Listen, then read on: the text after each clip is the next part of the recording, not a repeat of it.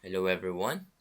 In this video, I will show you how to update your charge method in Amazon Seller Central. Keeping your payment information current is essential for uninterrupted account activity. So now let's begin. So first, open your web browser and go to the Amazon Seller Central website. Enter your username and password to access your account. Now after that, click on Settings.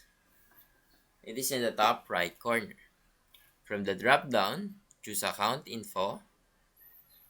Next, under the Payment Information section, click on Charge Methods. After that, click on Replace Charge Method next to the credit card you wish to update. You can either select an existing card or add a new one. Input the required information exactly as it appears on your credit card statement. Next, click on Replace Charge Method to save the new payment details.